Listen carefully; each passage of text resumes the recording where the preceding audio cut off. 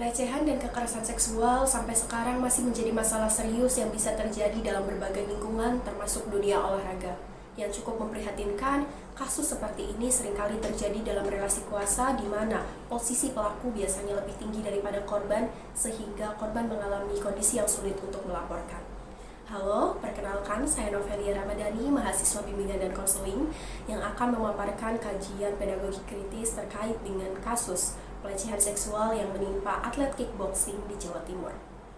Kasus ini melibatkan seorang pelatih sekaligus pejabat organisasi olahraga yang ditetapkan sebagai tersangka atas dugaan kekerasan seksual yang dilakukan terhadap atletnya. Kejadian ini berlangsung sekitar tahun 2023 hingga 2024 di beberapa lokasi.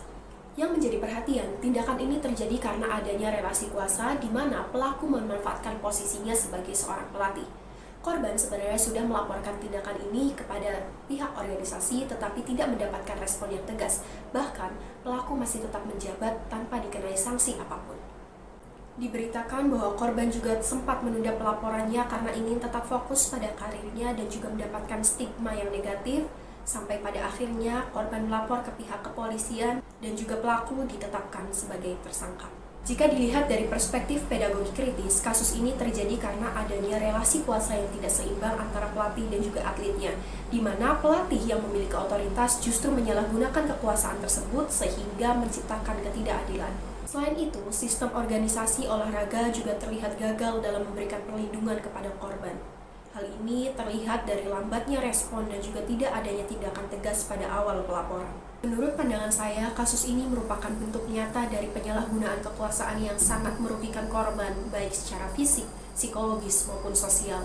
Posisi pelatih yang seharusnya menjadi pembimbing justru disalahgunakan untuk melakukan tindakan yang melanggar norma dan juga moral. Dalam kasus ini, kegagalan organisasi dalam merespon laporan korban juga merupakan masalah yang serius. Ketika sebuah laporan tidak ditindaklanjuti secara tegas, bukan hanya merugikan korban, tetapi juga membuka peluang untuk memunculkan korban lainnya. Hal ini menunjukkan bahwa sistem perlindungan bagi korban yang rentan masih lemah. Dari sisi korban, mereka sering berada dalam dilema yang berat, antara melaporkan kejadian atau mempertahankan karirnya. Kondisi ini menunjukkan bahwa korban kekerasan seksual sering menghadapi tekanan yang kompleks, seperti rasa takut, stigma sosial, dan kekhawatiran akan masa depannya. Jika dikaitkan dengan keadilan sosial atau social justice, kasus ini menunjukkan bahwa korban belum mendapatkan perlindungan dan perlakuan yang adil. Padahal setiap individu berhak merasa aman dan juga dihargai. Dalam hal ini, peran konselor sebagai advokat menjadi sangat penting. Konselor bukan hanya memberikan pendampingan, tetapi juga memperjuangkan hak korban dan juga mendorong perubahan sistem yang lebih adil dan juga aman. Sebagai penutup, kasus ini menunjukkan bahwa kekerasan seksual bukan hanya persoalan individu, tetapi juga berkaitan dengan sistem yang belum sepenuhnya memihak kepada korban. Dalam kondisi seperti ini, peran konselor sebagai advokat menjadi sangat krusial.